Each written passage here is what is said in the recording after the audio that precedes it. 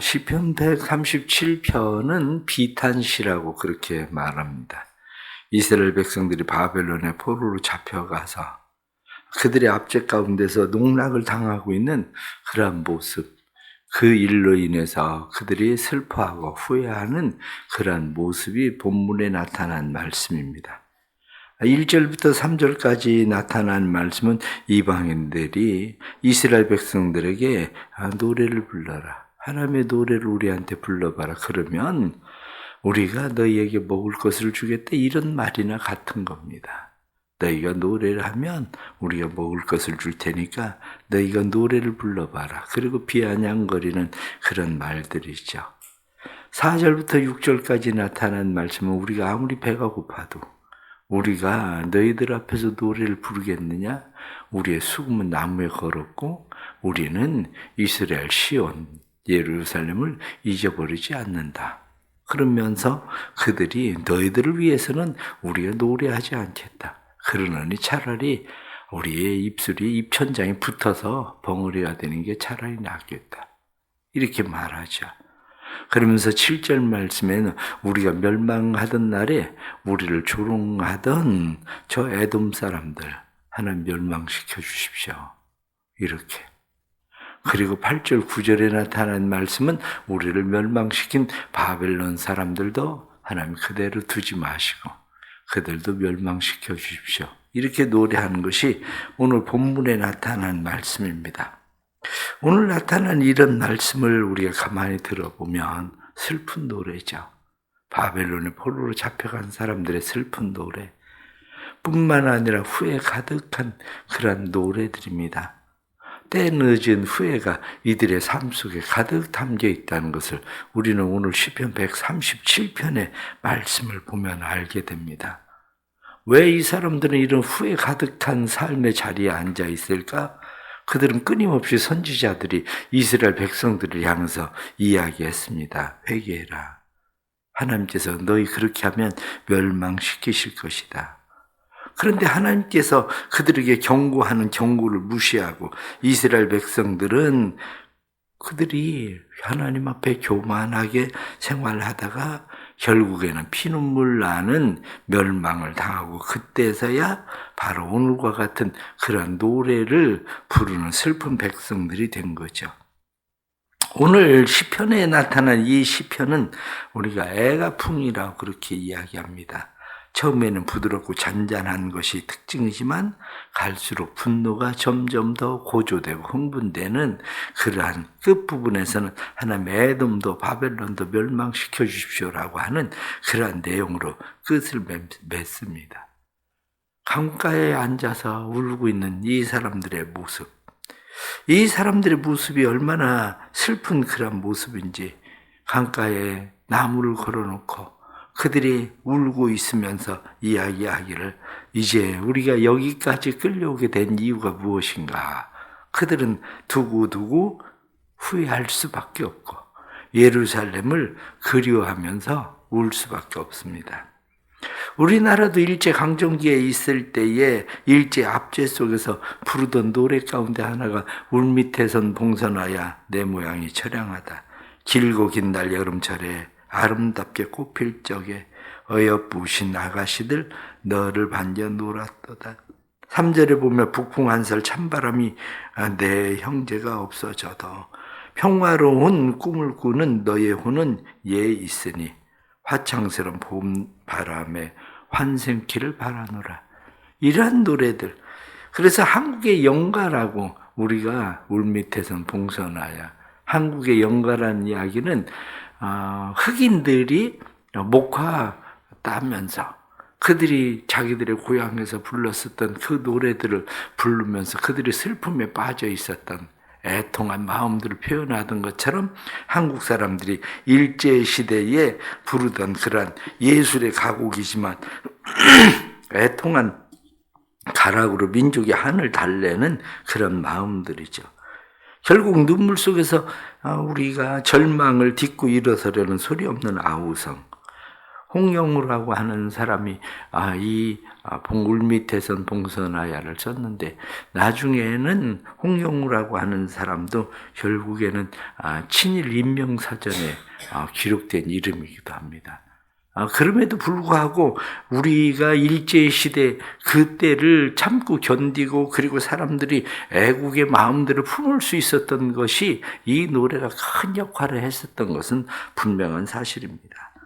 서로 복받쳐서 노래를 부르던 우리 한국 사람들처럼 이 이스라엘 백성들도 어찌 이방인을 위해서 우리가 노래를 부를까?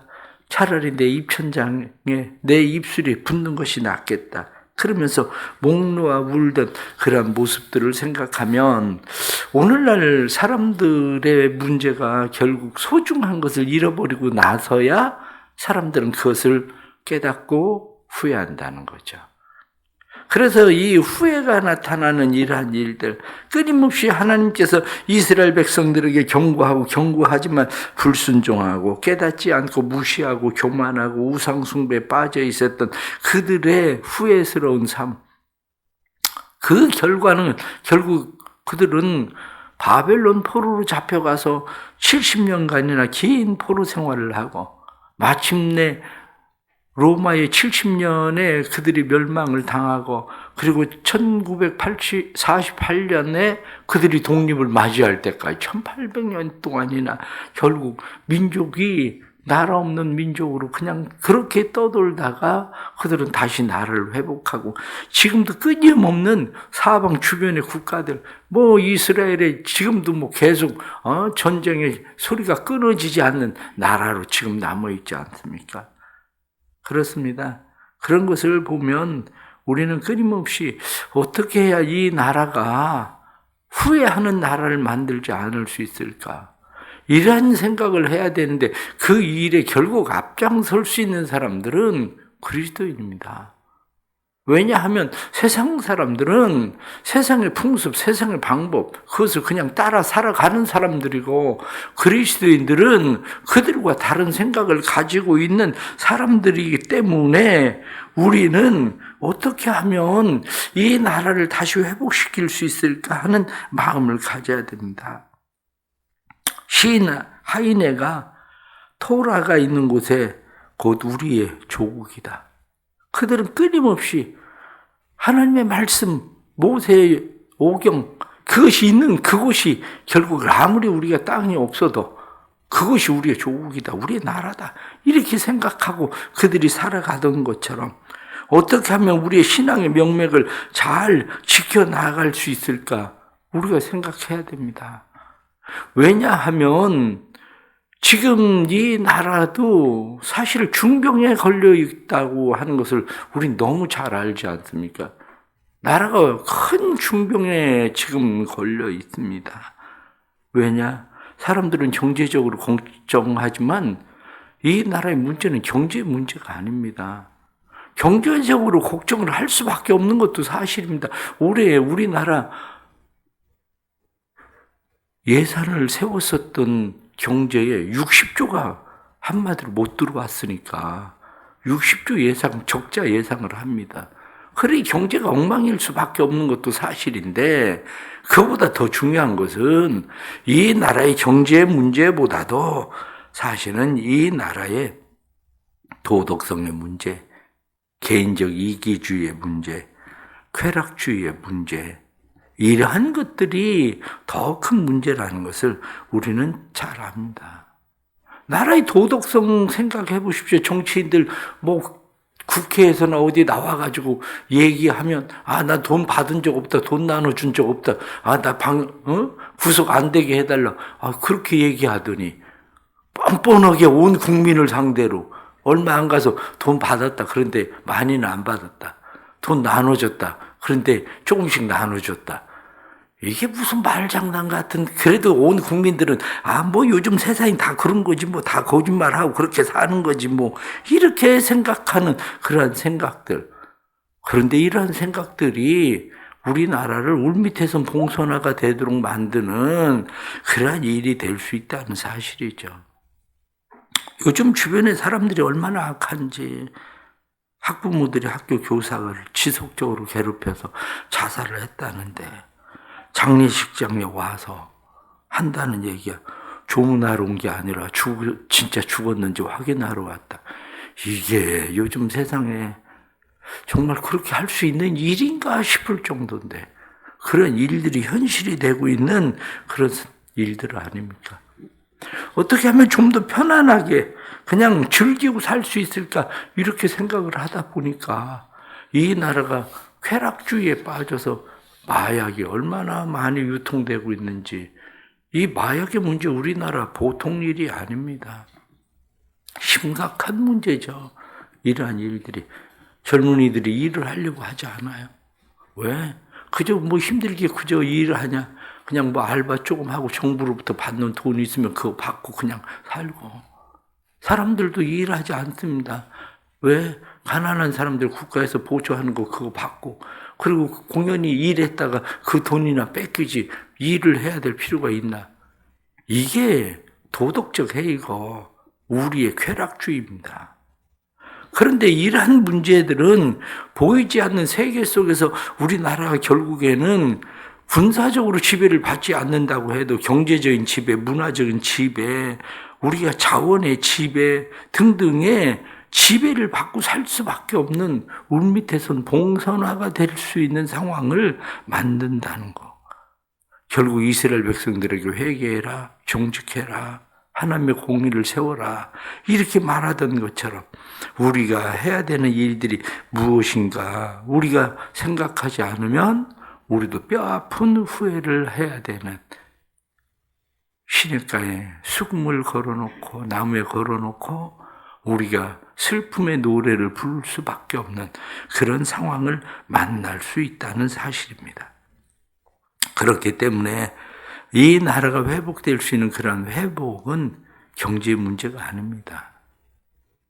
경제 문제가 아니라 이 나라의 백성들을 회복시키는 것은 결국 영적 회복이 일어나지 않으면 나라의 회복이 일어나지 않습니다.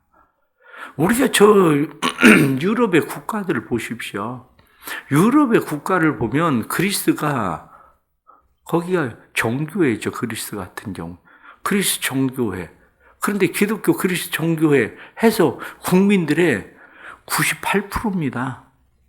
98%가 난 그리스도인이다 라고 얘기하는 사람들이 98%예요. 그런데 교회를 출석하는 사람은 3%에서 5%밖에 안 됩니다.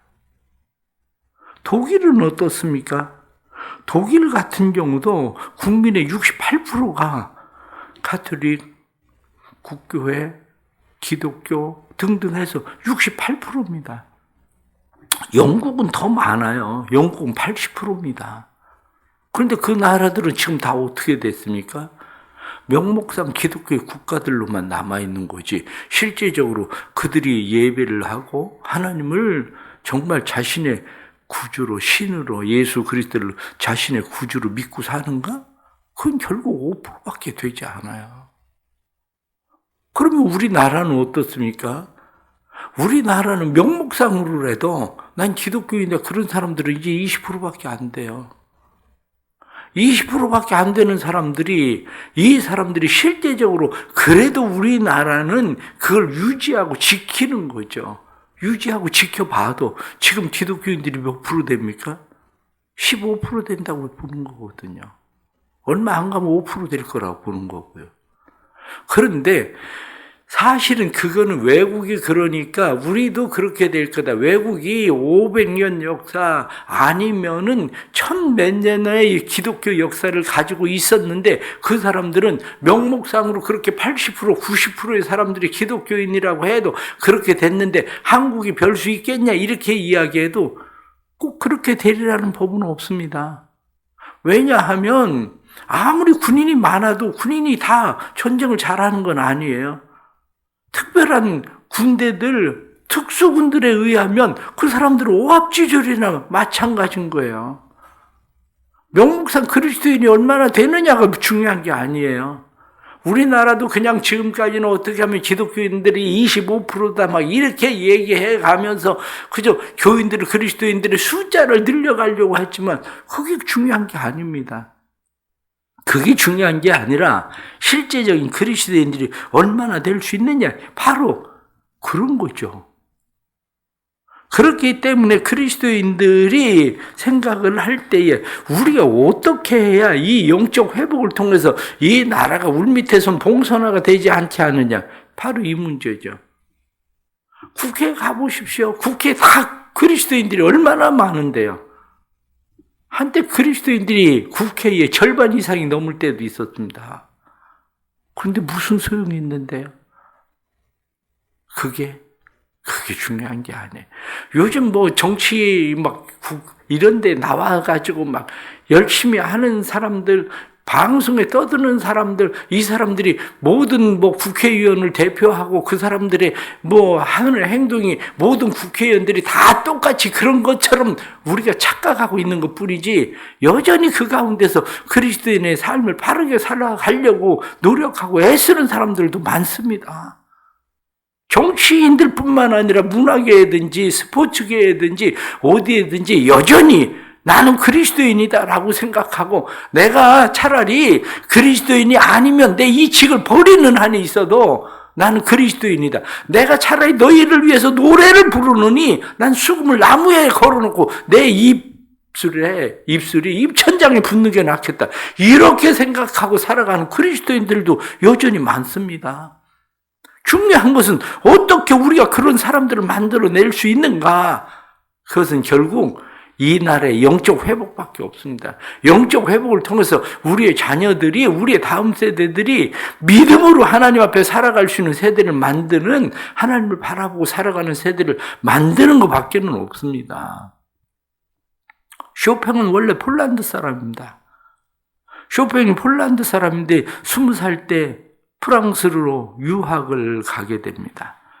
프랑스로 유학을 떠날 때 그 아들에게 아버지가 그렇게 이야기합니다. 너는 어디를 가든지 폴란드 사람임을 잊어버리지 마라. 그 아버지가 그렇게 이야기합니다.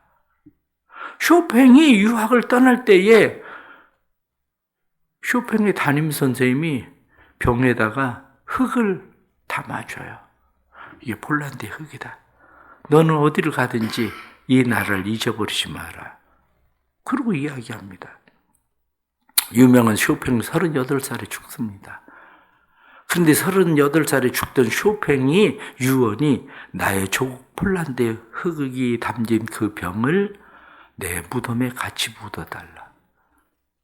죽을 때까지 내 나라는 폴란드다. 그 잊어버리지 않고 살았다는 거예요. 우리도 세상에 우리의 자녀들에 대해서 우리는 나는 그리스도인이다 라고 이야기하는 것을 우리가 잘 가르쳐야 됩니다. 그런데 요즘 이 나라를 망치는 일들을 보십시오. 이 나라를 지배하고 있는 뭐 인권이라고 하는 이야기나 뭐 이러한 일들이, 인권? 피해자의 인권이 어디로 갔습니까?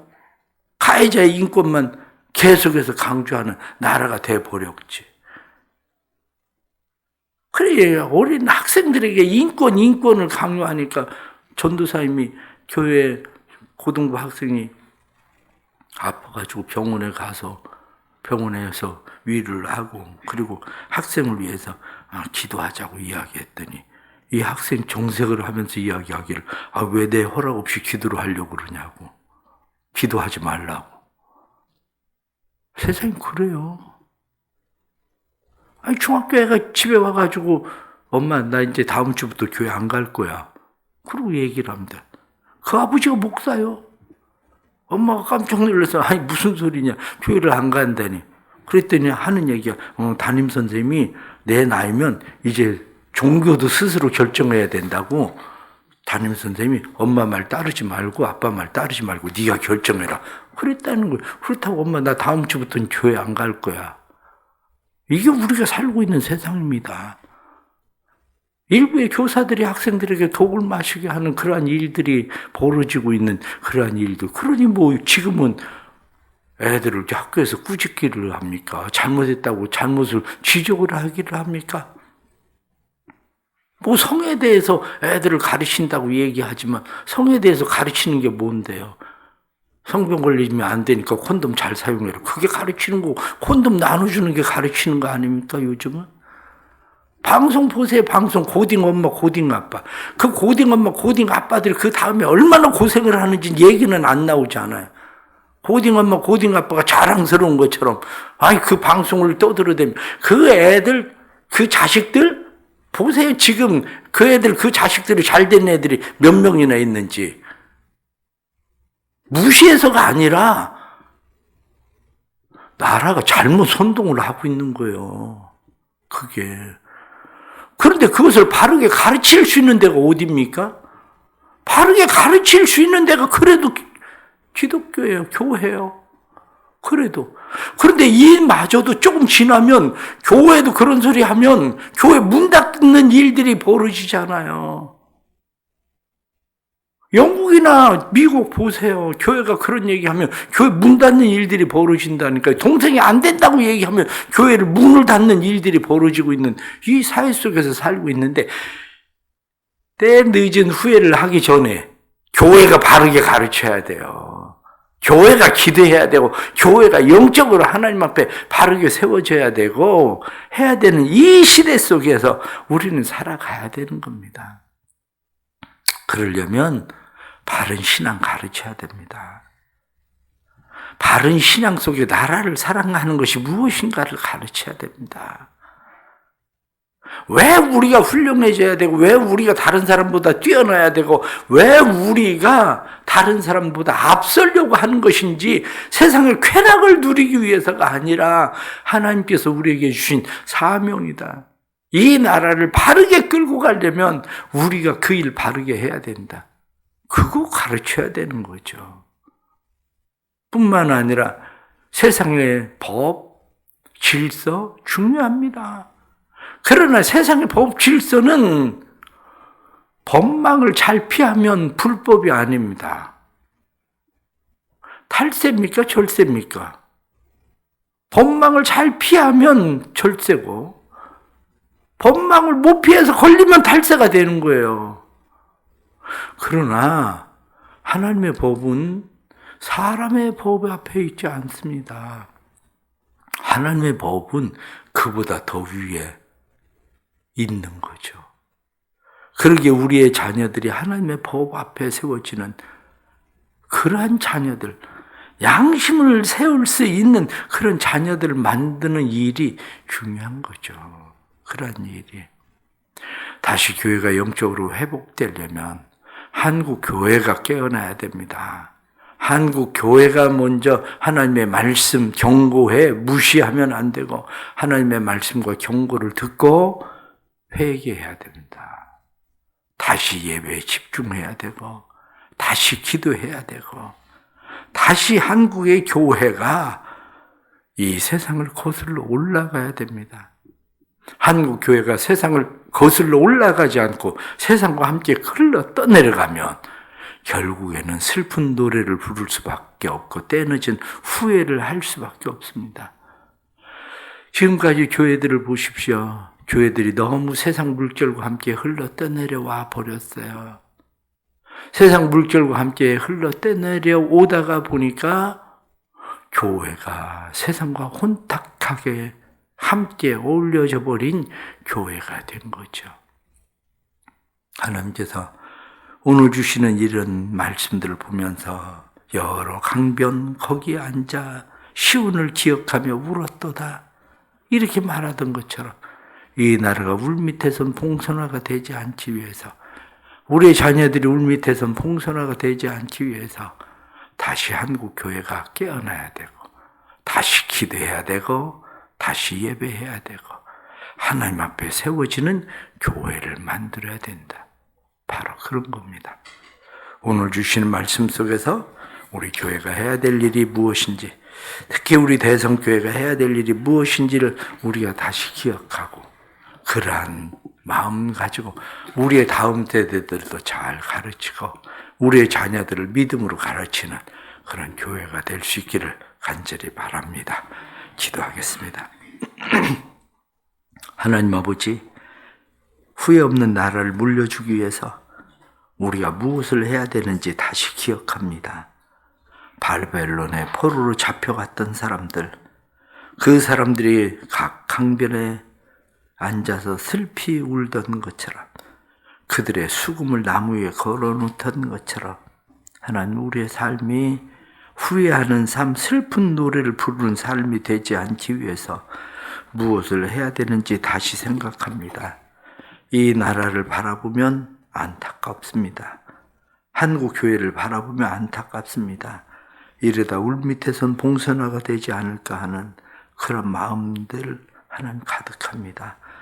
도와주옵소서.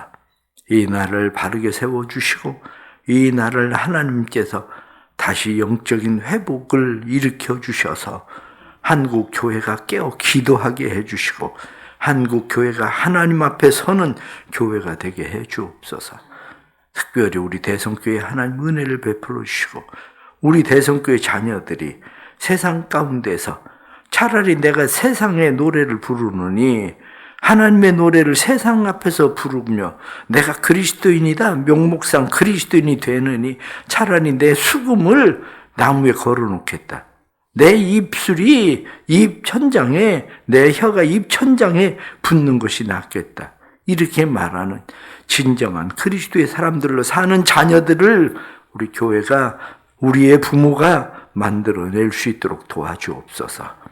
그래서 이 나라가 하나님 앞에 바로 서게 해주시고 이 나라가 하나님 앞에 온전한 나라로 세워지도록 도와주옵소서.